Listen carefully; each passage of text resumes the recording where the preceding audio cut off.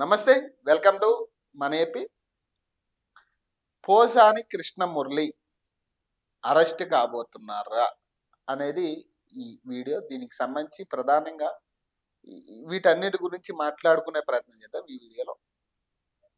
So గత 4-5 రోజుల నుంచి పోసాని కృష్ణమురళి కావచ్చు, ఆర్జీవి కావచ్చు, శ్రీరెడ్డి మీద కావచ్చు, అంతకుముందు మన యాంకర్ శ్యామల గారి మీద కావచ్చు, రకరకాల విమర్శలు కానీ గతంలో వీళ్ళ చేసిన, అంటే ఇప్పుడు ఇది లేకుండా అయితే ఎవరు మాట్లాడరు కాబట్టి గతంలో వీళ్ళు మీడియా ముఖంగా మాట్లాడిన మాటల్ని ఇప్పుడు టీడీపీ వాళ్ళు తీసుకుని సుమోటో కేసులు అయితే పెట్టడం జరుగుతూ ఉంది వీళ్ళ మీద.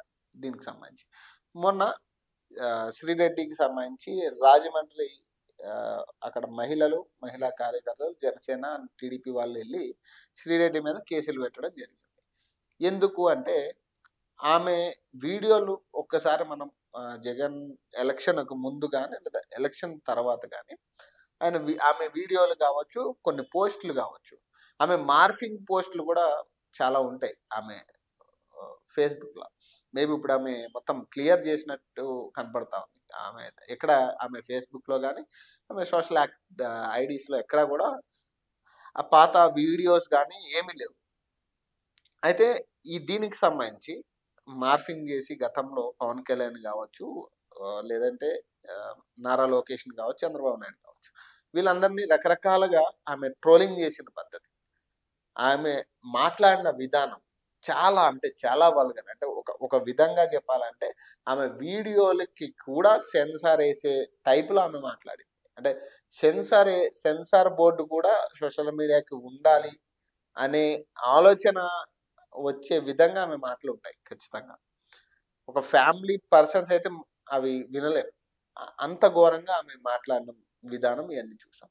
సో దీనికి సంబంధించి కేసు పెట్టడం జరిగింది.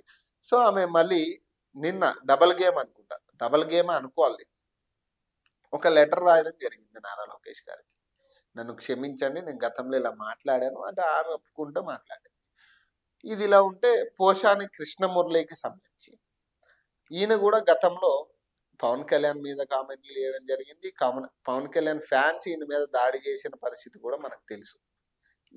ఇంటి మీదకి వచ్చి మరి పవన్ కళ్యాణ్ ఫ్యాన్స్ దాడి చేసే అంత ఇదిగా పవన్ కళ్యాణ్ అభిమానుల్ని ఆయన విమర్శించడం జరిగింది ప్రెస్ ముఖంగా చాలాసార్లు.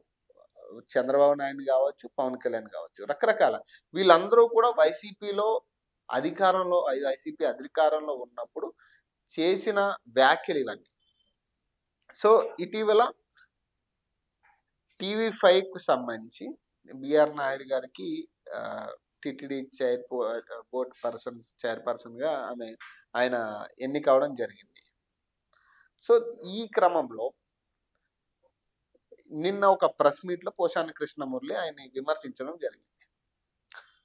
రకరకాల మీడియా సంస్థలు ఇట్లా స్వతహాగా ఎజెండాతో టీడీపీకి పనిచేస్తూ ఉన్నారు, తొత్తుల్లా పనిచేస్తూ ఉన్నారు, రకరకాల విమర్శలు చేయడం జరిగింది. సో దీనికి సంబంధించి ఈరోజు ఆయన మీద పలుచోట్ల రకరకాల ఏరియాల నుంచి, విజయవాడ అటు కృష్ణా నుంచి కానీ అనంతపూర్ ఈ ఏరియాలో రకరకాల ఏరియాస్ నుంచి ఆయన మీద కేసులు పెడుతున్నారంట. జనసేన కార్యకర్తలు కావచ్చు, టీడీపీ కార్యకర్తలు కావచ్చు, ఆయన మీద సుమోటో కేసులు పెట్టడం జరుగుతాం రకరకాల విషయాల మీద. ఆయన కామెంట్స్ విషయం కావచ్చు, ఇటీవల బిఆర్ నాయుడిని విమర్శించిన విషయాలు కావచ్చు, రకరకాల అంశాల మీద ఆయన మీద కేసులు పెట్టడం జరుగుతాం.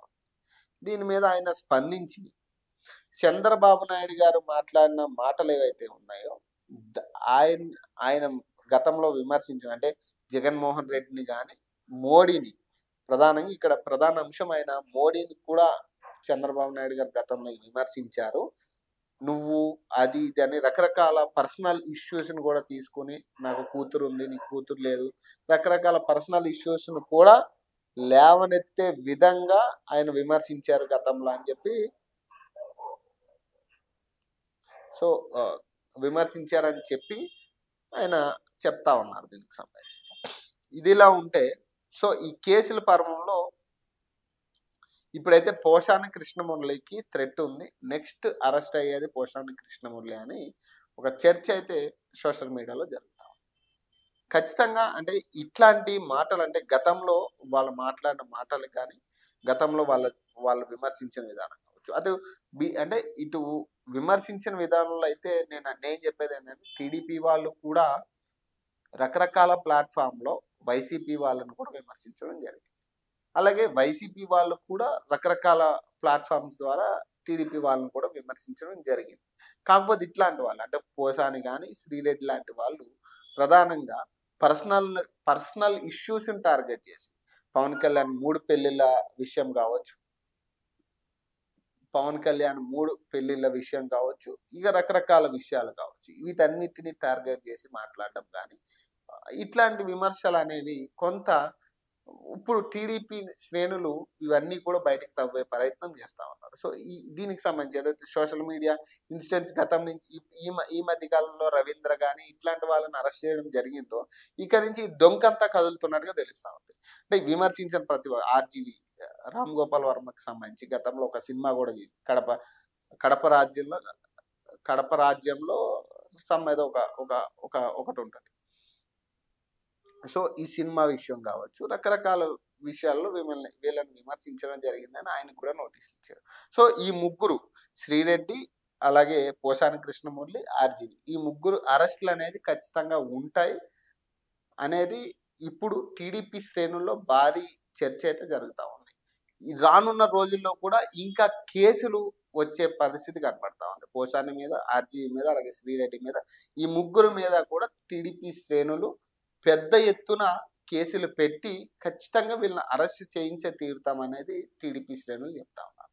మరి దీనికి సంబంధించి ఇప్పటికే పలు చోట్లయితే ఖచ్చితంగా కేసులు నమోదైనయి. అటు శ్రీరెడ్డి మీద కావచ్చు. శ్రీరెడ్డి ఆల్రెడీ స్పందించి ఆమె సారీ చెప్పింది. కానీ మరి దీన్ని వదిలే ప్రసక్తి లేదని చాలామంది నాయకులు బయటకొచ్చి చెప్పడం జరిగింది. శ్రీరెడ్డిని ఇప్పుడు కాళ్ళు పట్టుకోవడం కాదు, గతంలో నువ్వు విమర్శించిన మాటలన్నీ గుర్తున్నాయి. ఖచ్చితంగా నిన్ను వదిలిపెట్టేది లేదని అనిత గారు కావచ్చు, రకరకాల మన టీడీపీ నుంచి మంత్రులు, ఎమ్మెల్యేలు కూడా చెప్పడం జరిగింది. సో, ఖచ్చితంగా ఎవరిని వదిలిపెట్టం. ఖచ్చితంగా అందరిని అరెస్ట్ చేసి తీరుతామనేది కొంచెం ఈ ఇష్యూకి బలం చేకూర్చే ప్రయత్నం జరుగుతా ఉంది. సో, ఏదైనా గానీ వీళ్ళ ముగ్గురినైతే అరెస్ట్ చేసి తీరుతారనేది ఖచ్చితంగా తెలుస్తుంది. అలాగే ఈరోజు చంద్రబాబు నాయుడు గారి వ్యాఖ్యలు చూస్తే ఖచ్చితంగా ఇలాంటి వాళ్ళ మీద చర్యలు ఉంటాయనేది స్పష్టంగా తెలుస్తా ఉంది. మరిన్ని అప్డేట్స్ కోసం చూస్తూనే ఉండండి మన ఏపీ.